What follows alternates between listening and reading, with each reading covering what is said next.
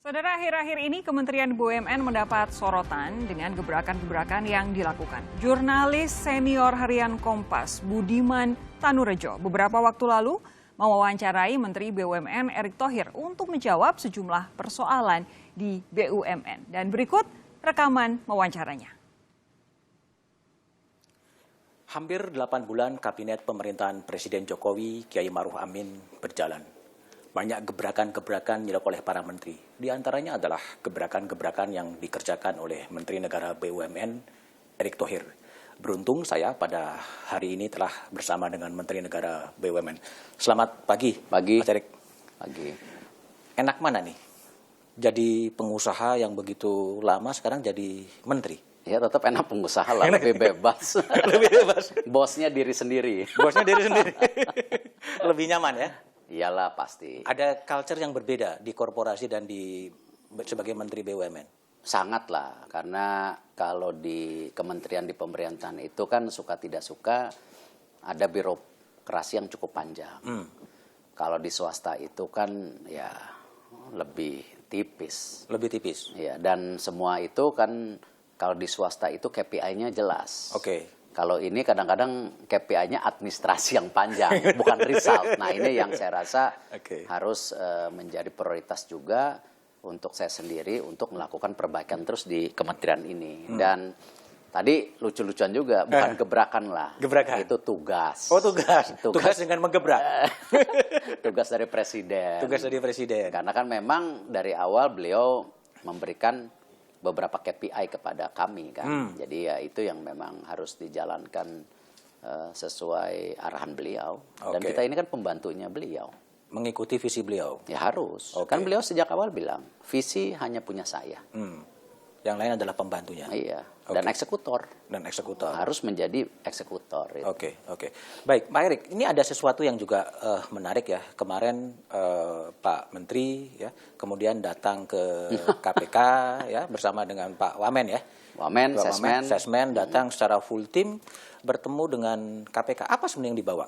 Ya, sebenarnya begini, bahwa kan saya ke KPK itu sebelumnya sudah 2 kali. Oh 2 kali? Sudah 2 kali. Ketika jadi menteri ya? Ya, karena mengenai kasus Garuda. Oke. Ya kan, memang Garuda sendiri dengan kondisi ekonomi yang seperti ini, mau tidak mau, Garuda harus diperbaiki. Tetapi problemnya di Garuda itu ada kasus hukum. Ini Garudanya yang utang ya? Berkaitan Iya, yang leasing itu. Leasing, ya? Kan itu udah proses kasus hukum. Jadi kan tentu dalam kita menegosiasi hutang ada 2. Hutang yang benar-benar dilakukan secara baik sama hutang yang fraud, yang ada korupsi, itu berbeda negosiasinya kepada ya tadi yang kita terima uang. Nah, harus dibedakan. Dan beberapa negara sendiri kan untuk kasus isu penerbangan ini kan sudah melakukan juga ya, di Prancis, di mana bahkan mereka sudah bahkan mengolek denda. Nah, kan kita kan ketinggalan.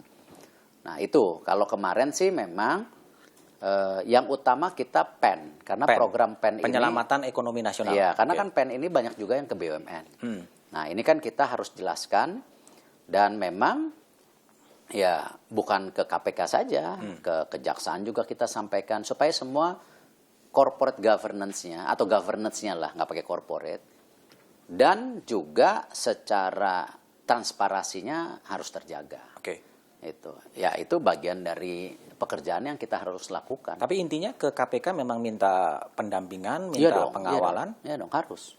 Seperti Garuda kan kita tidak hanya didampingi KPK ya, dalam arti dia di luar tim ya kalau Garuda, tapi kan Kejaksaan Agung dan Kementerian Hunkam menjadi tim buat kami ketika kita melakukan negosiasi ulang kasus korupsi, itu jelas sudah kasus ya, dengan negara lain. Kalau persisnya dengan pendampingan dalam konteks penyelamatan ekonomi nasional, KPK perannya di mana?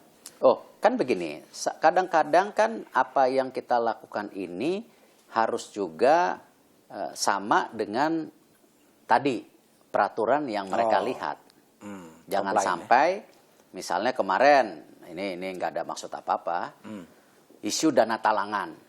Ya, sebenarnya kan memang di payung hukumnya tidak ada, tetapi tentu dengan hasil diskusi Kemenkyu dan kami dan tentu Kejaksaan dan KPK akhirnya kan memakai payung hukum yang sudah ada bahwa yang bisa dilakukan itu penanaman modal atau peminjaman modal kerja. Jadi payung hukumnya dibenarkan. Karena jangan sampai nanti nabrak. Ya kasihan juga kan dari pihak Kemenkyu kalau nanti berapa tahun ke depan jadi isu. Padahal kan nawaitu niatnya Ibu Sri Mulyani sangat baik. Nah ini yang kita jaga lah supaya, dan juga penting buat teman-teman di BUMN juga harus berjalan baik.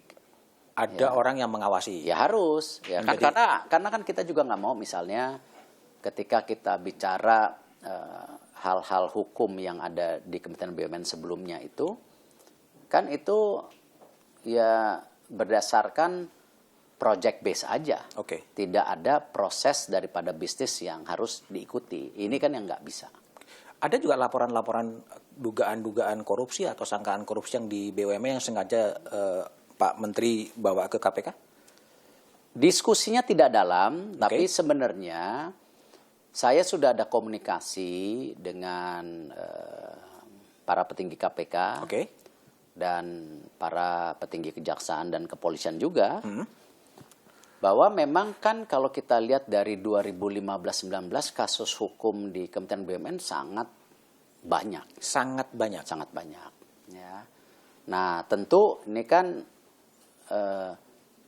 ya nanti kan pasti sudah ada kan, udah ada yang menjadi tersangka dan apa. Nah selama saya masuk, walaupun ini masih dugaan, ya kami melihat hal ini bisa ya menjadi case. Tapi kan bukan, kita kan korporasi. Kita tidak bisa menentukan bahwa ini kasus, kan yang menentukan dari pihak lain. Hukum. Iya, penegak hukum. Nah, artinya dalam diskusi memang dibawa potensi. Enggak. Cuman ada pembicaraan bahwa memang hal-hal seperti ini ya kita mau jelas kami ini korporasinya, tapi penindakan hukumnya bukan di kami. Kecuali isu misalnya antara BUMN saling menuntut ya, kita coba selesaikan di dalam. Tetapi kalau nggak bisa ya kita harus sesuaikan dengan proses hukum. Kembali kepada pertemuan KPK, sehingga Menteri BUMN harus datang sendiri ke KPK untuk meminta pengawalan terhadap dana anggaran besar untuk penyelamatan. Saya rasa hal yang lumrah ya, ketika misalnya kita juga rapat dengan atau ada tukar pikiran dengan Kemenko Perekonomian Pak Erlangga, seperti Project Batang kemarin, Jumat kemarin saya bersama Kepala BKPM kan menyampiri Menko Erlangga bersama Menteri Perindustrian. Saya rasa hal yang lumrah karena suksesnya kita itu kan tidak mungkin kita bekerja sendiri. Sama seperti misalnya Ibu Menlu membantu kita untuk akses kerjasama dengan beberapa negara luar. Terutama yang kemarin COVID, ya, bagaimana kita mengirim barang dari India, kita ada kesulitan waktu itu yang bahan baku obat. Nah, Bu Menlu bantu. Saya rasa itu yang saya rasa sangat positif di pemerintahan kebersamaan ya, koordinasi ya. Ini bukan terlepas dari karena COVID ya. Saya lihat kerjasama kementerian hari ini sangat baik. Dan saya rasa tidak ada saut-sautan juga kan di antara kementerian. Ya, dan kan begini, sudah seyogyanya ketika kita diberi amanah untuk melakukan kerja besar ini kan sebaiknya pun kalau ada mispersepsi atau memang ada hal ya kita diskusikan, debat di dalam. Ya, tapi kita harus selesaikan gitu, jangan hanya dibawa jadi keluar. Jangan jadi wacana juga. Cuman kalau wacana terus kan kasihan yang rakyatnya gitu. Bagian dari ketika Menteri BUMN datang ke KPK, apakah bagian juga dari bersih-bersih BUMN itu juga? Ya saya rasa kalau kita ngelihat Garuda kan bagian dari itu.